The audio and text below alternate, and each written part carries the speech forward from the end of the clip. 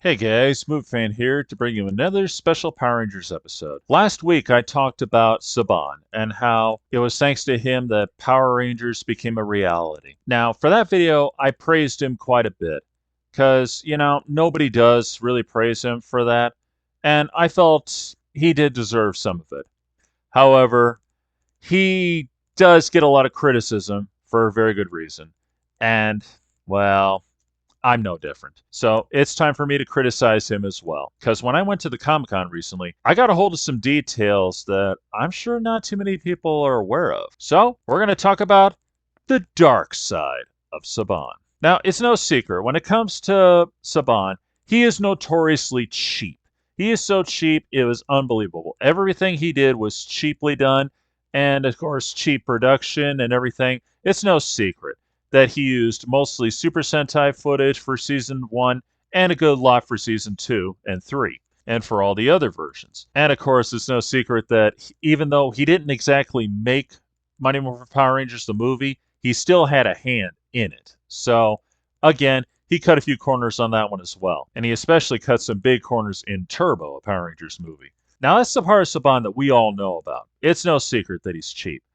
Now, here's a few things that I'm pretty sure a lot of people had no idea that he did. When David Yost was talking about Saban at the Comic Con, he made it very clear as to how little he cared about the cast and the crew. Because he literally said this to them: "You are replaceable. The audience doesn't care about you. All they care about is the costume, the color of the costume, and the dinosaur. They don't care about you. You're replaceable." Basically, if you cross the line with him or if you try to challenge his authority, you're out. And there is another thing that, comes up time and time again, and that's the fact that they were a non union show. And, considering how Hollywood is, I always wondered, how did Saban pull this off? How did he get away with that? Because, you would think that any TV show that's made is always union no matter what. Well, apparently not so. I don't know about other shows in this day and age. I don't know if they can get away with that now. But Saban actually pulled it off back then because what he did was he basically got new faces, new people. Because, as we all know, for our original cast members, this was their first show. This was their first everything. So they were not members of the Screen Actors Guild. And that's how you get a unionized thing going on here. You got to be a member of the Screen Actors Guild. And since they were new, they weren't. And I'll bet he made sure they had no idea about that sort of thing.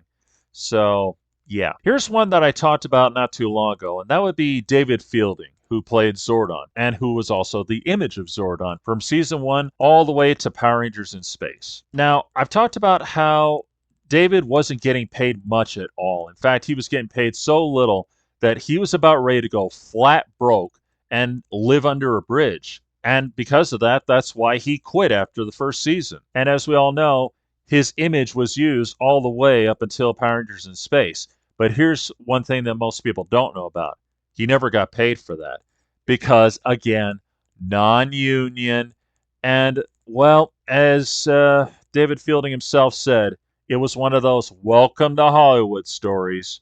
If I remember this correctly, he didn't get a lawyer to really read that fine print. He just basically read it and just kind of signed it. And unfortunately, he tried several times to get paid for the use of his image, and never happened. And it's never going to happen either because, well, he literally signed on the dotted line that they could do that without paying him. Sad but true. Was he tricked into it? Sure, of course he was. Well, the sad fact is, folks, when you sign on the dotted line, there's nothing that can be done about it. And here's another dark moment that happened on the show that has been talked about here and there, but not that much. And that's the fact that things on the set were made a little bit more cheap than we first thought. Now, granted, we've seen the sets before, and we've seen a few props, and we go, that's so cheaply made. You could tell. That is so 90s, But here's the thing. Because of the whole non-union thing, once again, Saban made it where, he could just go cheap in just about everything, and I mean everything. For instance, there's the famous episode Switching Places where Billy and Kimberly's minds switch because of a machine that he built to, read minds. Well, apparently while they were filming at that time, they noticed the machine started to smoke. Yeah, it actually started smoking and it caught on fire. No one was hurt, and as I recall, I think it was a slow moving fire, so they got on it right away and took care of the problem. But still, that was very dangerous. Amy Jo Johnson herself actually said that stuff like this happened quite a bit on the show. And there was one incident that was probably a real eye opener for her, especially later on in her career for Power Rangers. And that would be in Turbo, a Power Rangers movie, during that scuba scene where Kimberly and Jason are captured by Divatox. Well, they come out of the pool, and you got all these lights on there. And what happened is, just after they got out, one of the lights fell in and just went zap. And no, they were not waterproof lights. They were just regular lights just hanging there, and it broke loose and it electrocuted the water. Fortunately, no one was in it at the time. They just got out just at the right moment, and that happened. So, yeah, obviously, Saban did not care about the safety of his employees at all. Kind of says a lot, doesn't it? And, well, here we come to one of the biggest things that, to best of my knowledge, I don't think I've ever heard anybody talk about this. And that would be the Power Rangers live stage performances. Now, I'm not talking about that one performance where they're talking on the stage, it's all for dare and all that, and there they are signing autographs. I mean the live stage performances that were all around the country, or at least part of the West Coast anyway. They were never in our area. And as far as I know, they were not on the East Coast, but they were in a lot of parts of the West Coast.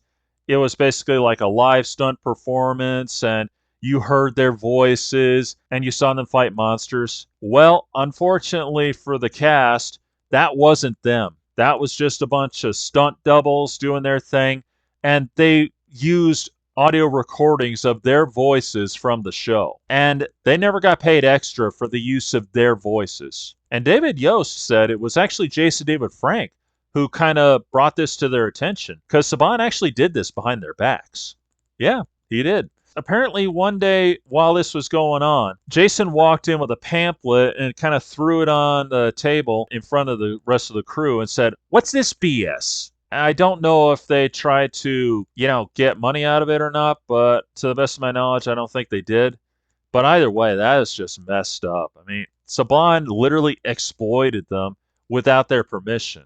And last, but certainly not least, I must acknowledge the cheapness of Saban once again, but with a very big approach. And that would be the fact that he ripped the fans off big time with the famous fan club kit. Now, you might remember the fan club kit. It had all kinds of stuff. It had tapes like of them talking about, being Power Rangers. And of course, you had like a Power Rangers stickers and things like that. But most importantly, you had the autographs of the Power Rangers themselves, or so you thought. Because actually, these autographs are nothing but photocopies. Yeah, these were nothing but photocopies. All they did was just have them sign one photo and they just copied it and sold it to us in the kit. So Saban and them, they ripped us off big time. It's a crying shame and it's a sad fact. But for me, I'm doing what no one else has done. I'm going one by one and getting the real autographs in my fan club kit.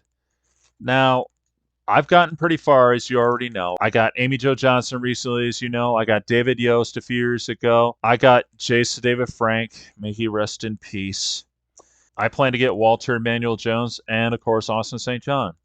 Unfortunately, I know I'll never be able to get Tui Trang because, she died in 2001 before all these Comic Cons, so that'll never be. Again, may she rest in peace. So, this is as close as I'll ever get. And, that doesn't bother me It really doesn't. Because, something's better than nothing. And there is something I got to repeat. When Jason David Frank signed my fan club kit here, he said that now I can have his autograph for real this time. And that just goes to show you how cheap Saban really could be and how low he would sink. He tricked us with fake autographs. I mean, technically, they're not exactly fake, but, let's get real. When somebody signs something and they photocopy it for a million times, that's a fake. And that, my friends, is the dark side of Saban. This is Movie Fan, signing off.